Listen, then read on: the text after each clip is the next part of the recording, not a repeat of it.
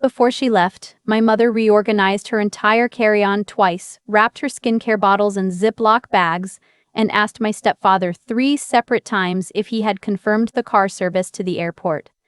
She did not ask me if I had eaten dinner. I was 13 years old, sitting on the 3rd step of the staircase with my knees pulled up, watching them move through the hallway like 2 people rehearsing for a life that didn't include me. My mother, Diana, wore a silk blouse I had never seen before and had her hair blown out in loose waves, the kind she only bothered with when she expected to be photographed. My stepfather, Craig, carried both their suitcases to the door without looking in my direction, which was standard. He had been in my life for 2 years and had perfected the art of treating me like a piece of furniture that came with the house. Before she walked out, my mother set her phone on the kitchen counter, opened Venmo, and showed me the screen. "I sent you $150, she said. "That should be more than enough for 6 weeks. Don't order delivery every night. There's rice in the pantry." I looked at the screen. I saw the pending notification. I didn't know then that it would never clear. She picked her phone back up, dropped it in her bag, and said one more thing. "I told the Hendersons you're going to soccer camp upstate. If anyone asks, that's where you are. Don't make this complicated, Maya." Craig opened the front door and the humid Atlanta night came in like a wave. My mother stepped through it without turning around. Craig followed. The door closed. The lock turned. I stood at the window and watched the black SUV pull away from the curb, its taillights shrinking until they disappeared past the Hendersons' mailbox. I waited. I counted to 300. Nobody came back. We lived in a pale gray Craftsman on a tree-lined street in a suburb northeast of Atlanta, the kind of neighborhood where people put out seasonal wreaths and waved from their driveways but never really looked at each other closely. My mother had bought the house with the settlement money from her divorce from my father when I was 9. She loved that house the way some people love mirrors. It reflected the version of herself she wanted the world to see. She had just under 12,000 followers on Instagram, where she posted photos of the kitchen island with fresh flowers and linen napkins, the backyard with string lights and a fire pit she never used, and herself in various outfits standing in various doorways with captions like, "Building the life I deserve," and "Single mom era but make it luxury." She had not been a single mom since Craig moved in 14 months ago, but the brand worked, and she wasn't about to correct it. If you scrolled far enough back, you would find photos of me, age 9, 10, sitting at the kitchen table doing homework, used as props for the dedicated mom content. By the time I turned 12, I had been phased out of the feed entirely. She said I was going through an awkward phase and didn't photograph well. I learned not to argue with her when she edited my existence to fit her story. Craig was not my father. My real father lived in Tucson, worked in construction, and called once a month with the stiff cheerfulness of someone fulfilling an obligation. He sent child support checks that my mother deposited without acknowledgement. Craig worked in pharmaceutical sales, traveled constantly, and had no children of his own, a fact he mentioned often and with obvious satisfaction. He didn't dislike me, he simply had no use for me. I was the inconvenient leftover of a previous version of my mother's life, and he handled that the way he handled everything that didn't serve him directly. He ignored it and waited for it to stop being his problem. I had been doing my own laundry since 5th grade. I packed my own lunches. I set my own alarm, walked myself to the bus stop, signed my own permission slips with a version of my mother's signature I'd practiced until it was indistinguishable from hers. My mother described me to her friends as fiercely independent and practically an adult already, the way someone might brag about a car that never needs maintenance. She said it with admiration. What she meant was convenience. 3 weeks before they left, she sat me down at the kitchen island, the one with the marble countertop she'd had installed specifically for photos, and told me about Dubai. Craig had a conference there and she was going with him. Then they were extending the trip. 6 weeks total. Dubai, then the Maldives, then back through London. She listed the itinerary like a travel agent, watching my face for something she could preempt. I asked who would stay with me. She tilted her head slightly, the way she did when I said something she found unnecessary. "No one," she said. You're 13. You're more capable than half the adults I know. That's a compliment, Maya. Take it. I asked about the neighbors, about Aunt Jess, about anyone. She exhaled through her nose. Your Aunt Jess doesn't need to know our business. The Hendersons think you're at camp. This is simple. Don't make it complicated. Craig stood by the refrigerator, scrolling his phone, contributing nothing. I looked at him. He didn't look back. The Venmo transfer failed on day 2. I found out standing at the self-checkout at Kroger, trying to buy a gallon of milk and a box of cereal, watching the screen flash insufficient funds in small red letters. I checked my account on my phone. The $150 was listed as pending, then it wasn't listed at all. I walked home with nothing and sat on the kitchen floor and opened the pantry. There was a half-empty bag of jasmine rice, a can of black beans, a jar of peanut butter with maybe 2 inches left at the bottom, and 6 packets of instant oatmeal. I did the math the way you do math when the numbers are the difference between eating and not eating. 6 weeks. 42 days. I counted the oatmeal packets again. 6. 1 every 7 days if I stretched everything else around it. I called her that night. I could hear noise behind her. The ambient murmur of a restaurant. Glasses clinking. Craig's laugh somewhere nearby. Mom, the money didn't go through. I don't have food. There was a pause. Then her voice came back, clipped and efficient, the tone she used when she wanted a conversation to end. Check again. It's probably just processing. I'll look at it tomorrow. She didn't look at it tomorrow. I called again on day 4. This time she picked up on the 5th ring. Maya, I'm at dinner. I told you I'd handle it. Stop calling me about this. Her voice had shifted to the lower register, the one that meant she was performing patience for an audience. I heard Craig say something in the background. She laughed at whatever it was. Then she hung up. That night I opened her Instagram. New post. My mother in a white dress on a rooftop somewhere, the skyline of Dubai glittering behind her, holding a cocktail the color of sunset. The caption read, "Sometimes you have to leave everything behind to find yourself." 47 comments. 312 likes. I closed the app and ate a spoonful of peanut butter for dinner and drank 3 glasses of water so my stomach would stop making noise. I rationed with the seriousness of someone who understood that no one was coming to solve this. Half a cup of rice in the morning, cooked in the only pot I knew how to use, with a spoonful of peanut butter stirred in for protein. A 1/4 can of beans at night, eaten cold because I wanted to save the gas bill from spiking and triggering some kind of alert. I drank water between meals, sometimes with a little salt stirred in, because I'd read somewhere that it helped with dizziness. By day 6 I had dark circles under my eyes and my jeans were loose in a way they hadn't been the week before. I weighed myself on the bathroom scale. I'd lost 4 pounds. I stood there looking at the number and feeling something I couldn't name. Something between fear and a strange, cold clarity. Nobody was coming. The money was not processing. My mother was not going to handle it. On day 8, the doorbell rang. I opened it and found Mrs. Bursa's.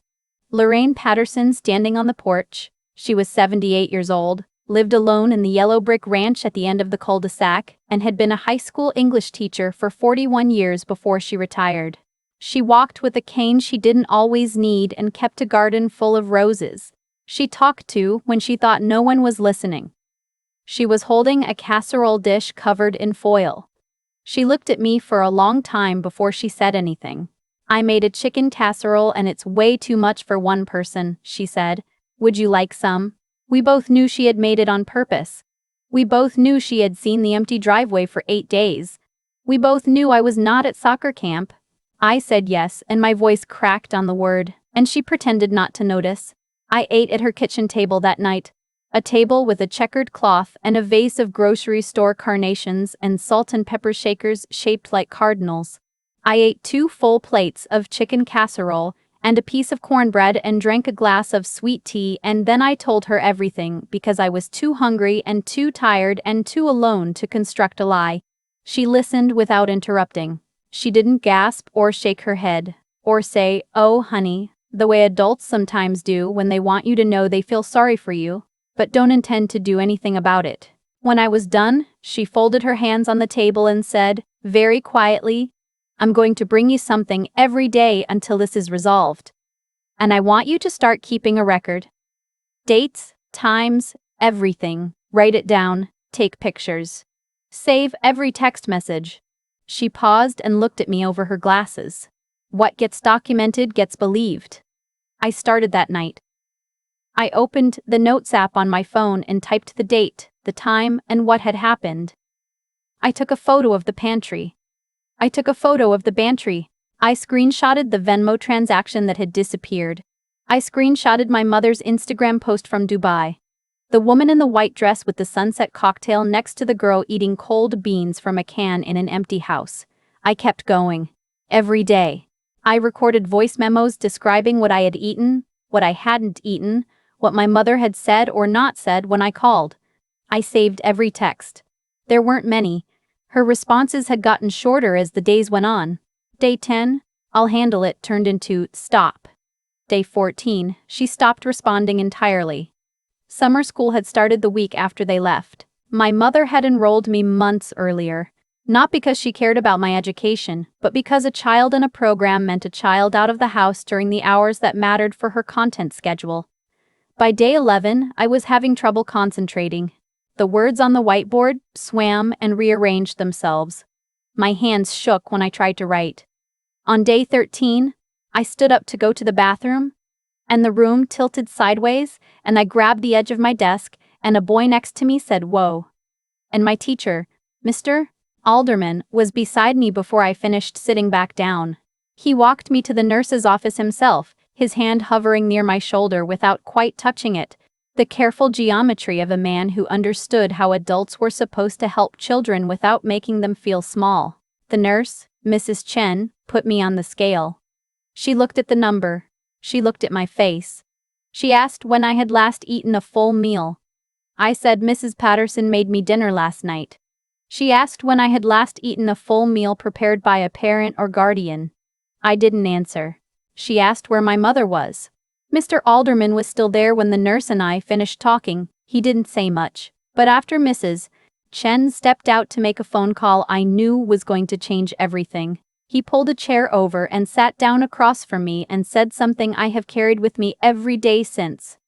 He said, "Maya, what is happening to you is not a test of how strong you are. You don't have to prove you can survive this. You just have to let someone help." I didn't cry. I hadn't cried since they left. But something behind my ribs loosened, like a fist that had been clenched so long the fingers had forgotten they could open. My mother called that night. Her voice was different. Not angry exactly, controlled, precise. The voice of someone managing a situation. "The school called Craig's office," she said. "Someone from the district." "What did you tell them?" "I told them the truth." There was silence. Then her voice dropped to almost a whisper, the register she used when she wanted to scare me without raising her voice.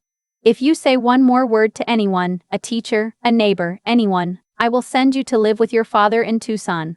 You will not come back to this house. You will not see your friends, you will not take anything with you. Do you understand me?" "Yes," I said, "I understand." I hung up. My hands were shaking. I opened my phone and pressed record on a voice memo. I said the date. I said the time. I said what she had just told me, word for word, while it was still exact in my memory. My voice was steady. I had learned something important. She was afraid now. Afraid people were afraid of different things than I was. I was afraid of hunger. She was afraid of being seen. I documented 39 consecutive days. Photos of the empty refrigerator. Screenshots of unanswered texts. Voice memos of every phone call she did or didn't return. My weight on the bathroom scale, dropping steadily, 8 pounds in 3 weeks. Mrs. Patterson's casserole dishes, photographed before I ate because even kindness was evidence now. Screenshots of my mother's Instagram feed. A parallel timeline of abundance. Her in the Maldives, turquoise water, white sand, a plate of something I couldn't identify that probably cost more than I'd eaten in a month. Craig in a linen shirt, raising a glass. "Living our best chapter," the caption said. My mother looking tan and relaxed and entirely unbothered by the existence of a daughter she had left in an empty house with a failed Venmo transfer and a bag of rice. Miss Woodard, the caseworker assigned by DFCS after the school filed its report, arrived on day 26. She was calm in the way that people are calm when they've trained themselves to hold their reactions until later. She walked through the house. She opened the refrigerator. She opened the pantry. She checked the thermostat, the water, the gas. She looked at the bathroom scale. She sat down at the kitchen island, my mother's marble countertop kitchen island, the one designed for photographs, and said, "Maya, do you have anything you'd like to show me?" I gave her my phone. She scrolled through the Notes app entries, the photos, the screenshots, the voice memos. She listened to 3 of the recordings with earbuds in, her face very still. When she was done, she took the earbuds out and set the phone down gently, the way you set down something fragile, and said, "You did exactly the right thing." Then she asked me a question no adult in my life had ever asked me directly. She said, "Do you want to be safe?" I said yes. I said it like I meant it. Because for the first time I understood that I was allowed to mean it. The legal picture came together quickly after that. 39 days of documentation, a school medical report showing 11 pounds lost in under 4 weeks, a district report filed by Mr. Alderman, financial records subpoenaed from my mother's bank. She and Craig had spent just over $51,000 in 6 weeks. Dubai hotels, resort fees in the Maldives, business class flights, spa treatments, designer shopping. The Venmo transfer to me had been initiated and then canceled from her end within 12 hours. This was not a glitch. This was not a processing error. The transaction log showed that she had actively reversed the payment on the same night she sent it. She had opened the app, navigated to the transaction, and pressed cancel. Then she had closed the app and never mentioned it again. My mother came home on a Thursday afternoon. She and Craig took a car service from the airport. She had invited 24 people to the house for a welcome home gathering that weekend. A brunch. She had ordered catering. She had printed photos from the trip and arranged them in frames on the mantel, a curated display of the life she'd been living while her daughter counted rice grains in a suburban kitchen 6,000 miles away. She had even put up a small banner over the fireplace. It said "Home Sweet Home" in rose gold cursive. She was arranging cheese on a wooden board when the doorbell rang. She opened it with the smile already in place, the one she used for guests and cameras and anyone she wanted to charm. Ms. Woodard stood on the porch. Behind her were 2 officers from the county sheriff's department. Behind them, parked at the curb, was a second vehicle. My mother's smile didn't drop. It froze. It stayed fixed on her face like something painted on while Ms. Woodard introduced herself and explained why she was there. Someone in the living room set down a glass. Someone else said, "What's going on?" Craig appeared in the hallway behind my mother. He saw the officers and stopped moving. One of the officers explained, in a calm and practiced voice, that they had a warrant. My mother began to speak. She said there had been a misunderstanding. She said I was dramatic. She said I had always been a difficult child, prone to exaggeration, looking for attention. She said this with the confidence of someone who had been narrating other people's realities for so long. She believed she could narrate her way out of anything. Ms. Woodard opened a folder. She did not raise her voice. She read from the documentation. The canceled Venmo transfer. The unanswered calls. The 11 pounds. The voice memo in which my mother threatened to send me away if I spoke to anyone. She read it without drama, without emphasis, the way you read facts that don't need decoration because they are damning enough on their own. Then someone connected a laptop to the television in the living room. I don't know who made that decision. But the screen changed from the photo slideshow my mother had queued up, sunset in the Maldives, rooftop in Dubai, and instead showed my face, pale, 13 years old, holding my phone at arm's length in the kitchen of the house where everyone was now standing. "Today is day 19, my voice said from the television speakers. "There is peanut butter and rice left. The peanut butter will be gone by tomorrow. Mom posted from a beach resort today. I ate half a cup of rice for lunch and nothing for dinner. The room was completely silent. My mother's friend Danielle set her mimosa down on the coffee table. Craig took a step backward, toward the hallway like a man calculating the distance to the nearest exit. Nobody moved to defend my mother. Nobody said it was a misunderstanding. 24 people stood in her carefully curated living room and watched her daughter describe, in a flat and steady voice, what it felt like to be hungry in a house that was designed to look perfect. The officers walked both of them out. My mother paused at the door. She looked back at the banner, "Home Sweet Home" in rose gold cursive. Then she walked through the door and it closed behind her. Craig's lawyer got him separated from the case within a week. He claimed he didn't know. He claimed my mother had told him I was staying with a relative.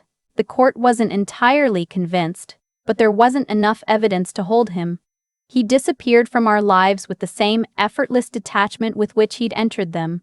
My mother's case was different. The canceled Venmo transfer was the centerpiece. It proved intent. She hadn't forgotten. She hadn't made an error. She had looked at the money she was supposed to leave her daughter and taken it back. She had done this knowingly, on purpose, and then she had gone to dinner. The prosecution offered a plea. My mother took it. 18 months in county. 2 years probation afterward. A felony record that would follow her for the rest of her life. The family court judge terminated her parental rights in a separate hearing.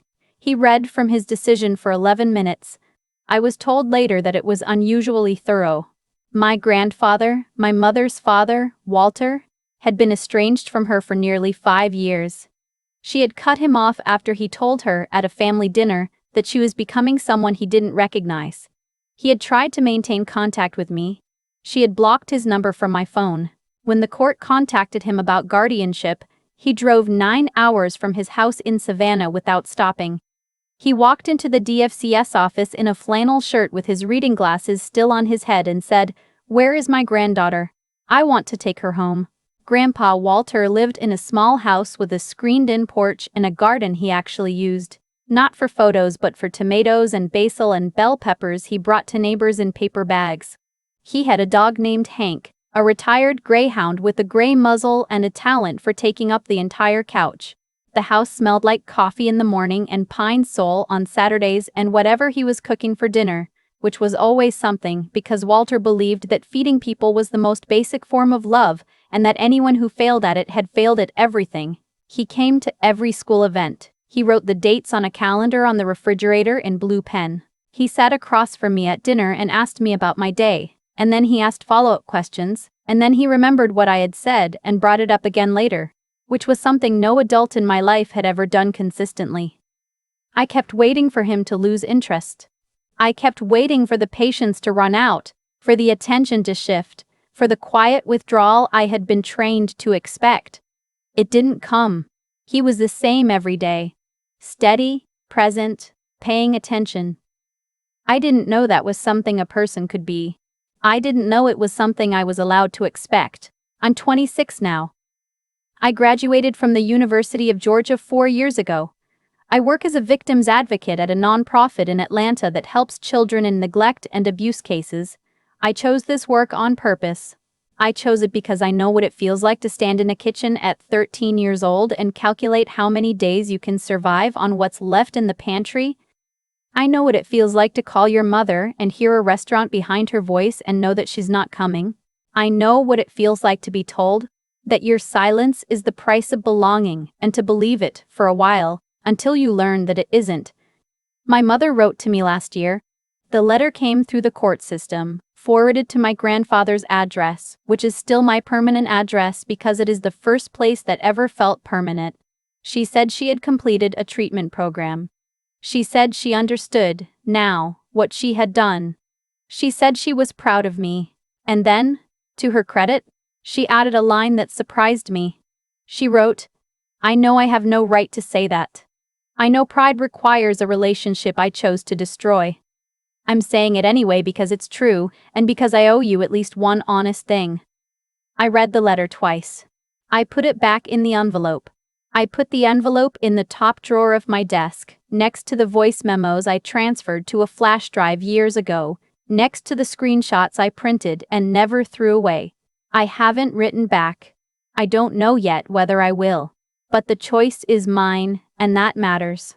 It took me a long time to understand that I was allowed to have choices, that my preferences were real, that my hunger, both the literal kind and every other kind, was not a character flaw or an inconvenience. It was evidence that I had been failed by the people whose only job was not to fail me. Mrs. Patterson passed away 2 years ago. I spoke at her funeral. I told the story of the chicken casserole and the checkered tablecloth and the cardinal salt shakers. I told the room full of her former students and neighbors and friends that she had saved my life with a casserole dish and a sentence. What gets documented gets believed. She was right. And I am living proof. My mother left me with a canceled Venmo transfer and a cover story for the neighbors. She calculated that obedience and silence and the habits of self-sufficiency she had drilled into me since I was small would be enough to keep me invisible for 6 weeks. She was wrong about all of it. Have you ever been told, in 100 quiet ways, that the cost of love was silence? That if you spoke up, you would lose everything? That the people who were supposed to protect you would only do so as long as you didn't inconvenience them? I'd like to ask you what you did when you realized that wasn't true, because some of us learned slowly and at great cost. That silence only ever protects the people who benefit from it. Not you. Never you.